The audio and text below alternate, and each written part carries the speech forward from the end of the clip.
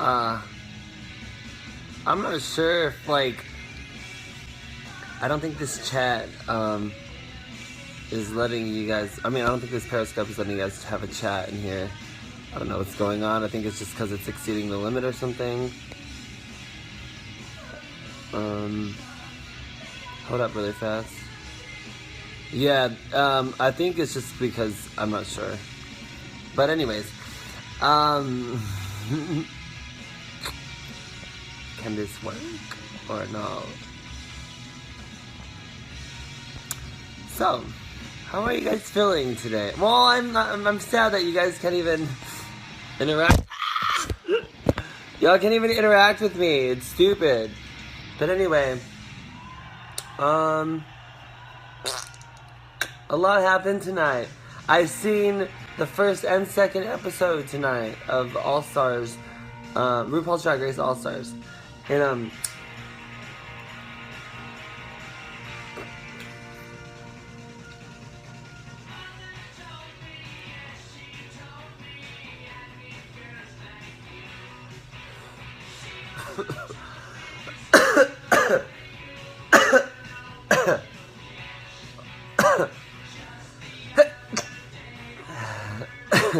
alright. Let's talk.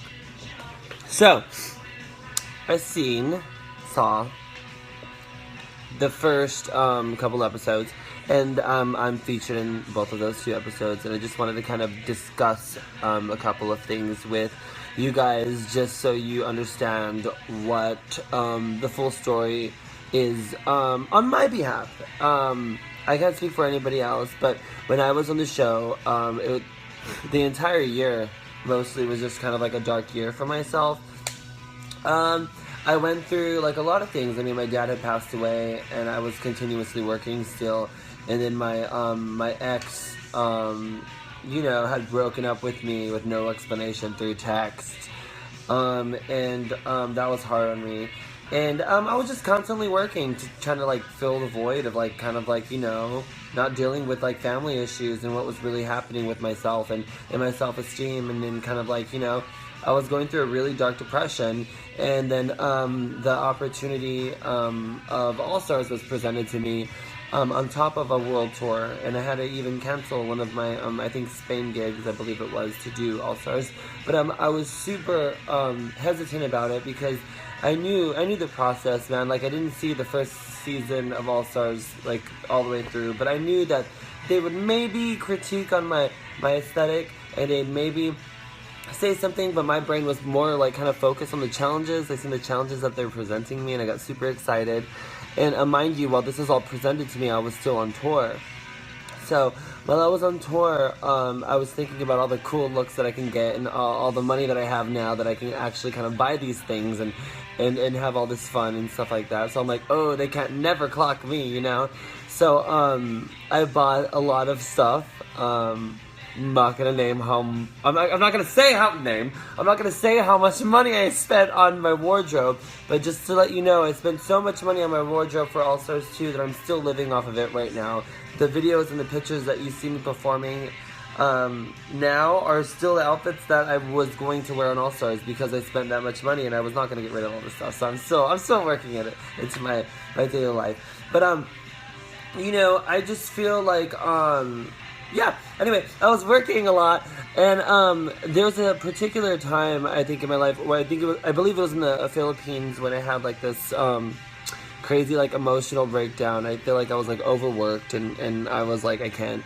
There's a lot of things that were going on, a lot of things were being said about my ex-boyfriend on the internet that made me super uncomfortable and super sad and super insecure. And I should have known better, because I've been doing press since I was 16 from American Idol, so I should have known to not read stuff like I do now, because I'm not reading anything, or else I would not have this smile on my face. I really don't give a fuck about anything now, because I'm a grown-ass man. But back in the day, man, like, back in the day, a year and a half, 2 years ago, that's back in the days for me, because I'm telling you, I shed skin like a fucking snake. I'm a new person every year. But last year I had like this super emotional breakdown, and I was super sad about my ex leaving me with no explanation, and all this stuff online about him, and all this stuff about my family, and I got super sad. Anyway, the reason why I'm explaining this is the opportunity of All Stars got presented to me. I was super hesitant because I was like, I don't know if I'm like all there here to like do all of this stuff. And then we ended up you know, I ended up agreeing to do it. And then not even thinking about like it thoroughly, man. I was still touring while I gave them the answer. I believe I was like in Brazil, I think, or somewhere. Probably Brazil. And when I gave them the answer that I would agree to do the show. And I was like, cool. And then I had no idea what I was getting myself into. I knew the first challenge consisted of me singing. So I gave them a track that I had been working on, which was I Can't Love You. And I had no idea what was going on because I was working every single day. So I was just like, you know what? If it's like a talent show, I'm going to be singing a song I've been working on.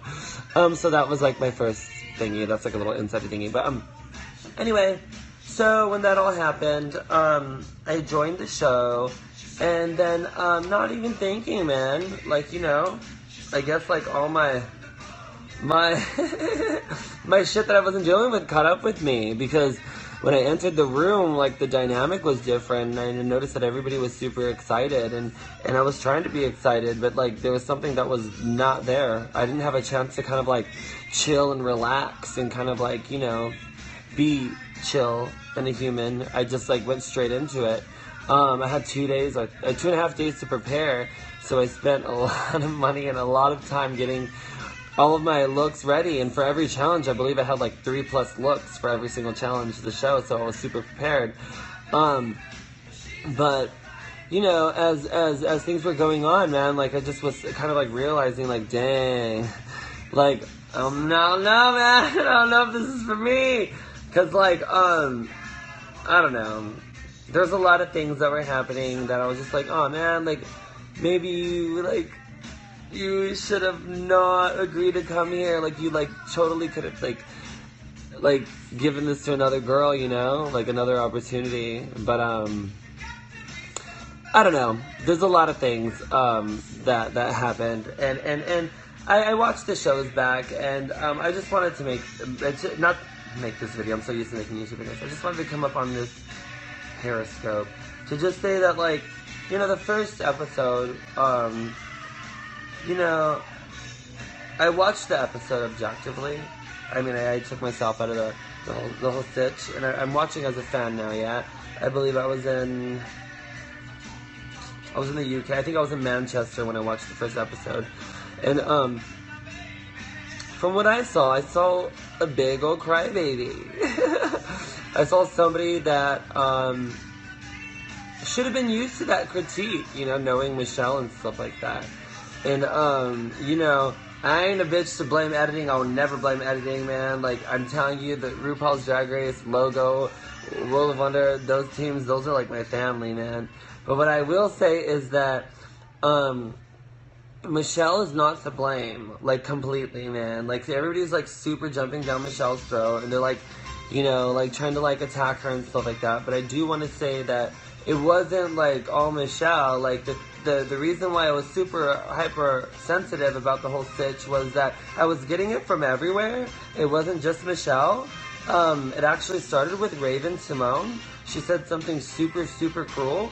And something, I'm not sure she even remembers that she probably said to me, but, it, like, touched home, and it's something that, like, made me super sensitive, and it made me super mad, yeah, but that was the start of the critique, and then Carson went on to kind of bringing up me doing, you know, I think it was the reunion about, like, the glasses getting stuck in my hair, and he kind of, like, made a comment about, like, me, you know, like, having so much talent and being, I don't know if he used the word sloppy, but he was implying that. And it was just, like, I was getting, like, a lot of that. It wasn't just Michelle, but Michelle, like, kind of went for the jugular. But Michelle, like, girl, that's her job, homie. Like, you can't, like, hate on that. Like, you know what I mean? Like, I'm not hating on none of them. It was just, like, I wasn't prepared for all of that. You know what I mean? And, like, you know, no disrespect or anything. It was just like I wasn't prepared to kind of like, you know, be treated like a beginner contestant again, man. Like I'm Mexican, man, so I'm prideful. I'm not egotistical by any means, and I'm not a fucking narcissist or anything. You know, like I'm fucking humble by all means. Like I have a mother that fucking raised me to be fucking so. I mean, like, That's where I'm coming from. But what I'm saying is, I work my ass off, and I work too hard to be talked to like a weird ass amateur by Raven Simone, and I mean the thing that she said kind of just like, that was kind of like, while I was brushing my teeth the next day, that was kind of like my decision in my head. Like I was like, this is just not for me. So I mean, it wasn't entirely Michelle, man. Like it was like, that was just like, it was a lot, but it was like, you know, Michelle's hurt me the most because it's like I knew her on a personal level, and I toured with her and stuff like that. So I mean, to save that relationship, man, I thought it was just best for, in my own interest, to just kind of leave, man. And you know, I was hoping in the back of my mind that gave another girl an opportunity to kind of stay. But I mean, I don't know. I mean, we'll see what happens. But I just knew that wasn't for me. I mean, as soon as I knew that, like, it was going down like that, man, they were going like that, I just knew that it wasn't for me. And I mean, some people will respect my decision and some people won't, but I mean, I regret nothing, and I was going through my own dark times, so I mean, if you can't understand that, then I really don't really care how you feel, to be honest, because I mean, that's my own journey. I probably should have said no, but I didn't. But should-haves, would-haves, and could-haves don't exist anymore, so what the fuck are we gonna do about it?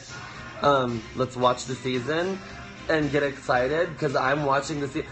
Girl, I sat there with like my feet up on my damn counter, just like watching this episode, waiting for my segment to be over so I can enjoy the rest, because this season looks amazing.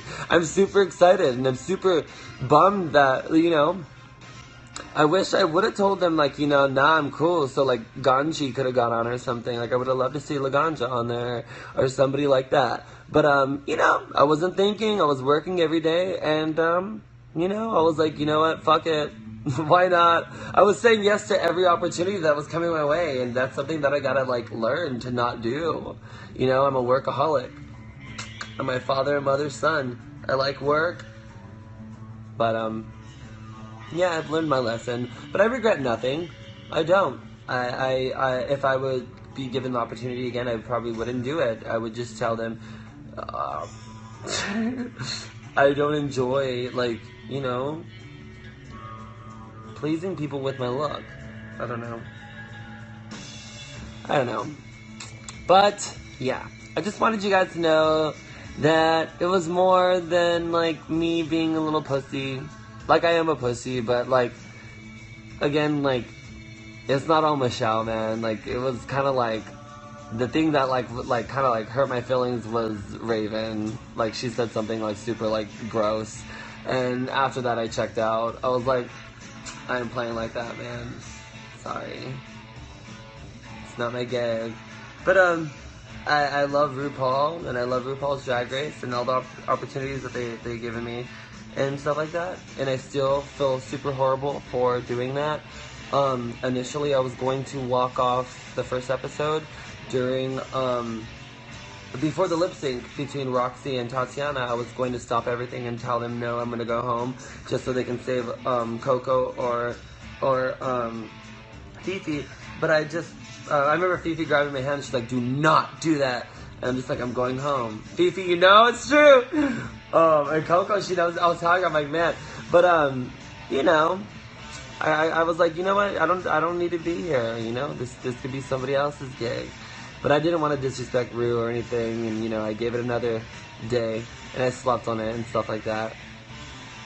And I still felt like I needed to go the next morning, and I hope that you guys can respect that, because I respect that, and I'm proud of myself. And I know if I was in the same situation, I would remove myself and go somewhere else. And what didn't air on the show, I said, I hope this doesn't show my fans that it's okay to give up. I hope it shows my fans that when you're put into an awkward situation where you feel like you're surrounded by dark energy, even when it's not dark energy necessarily, if that's dark energy inside of your head, you should be able to remove yourself and surround yourself with love and positivity and beauty. And that's what I hope that it sent.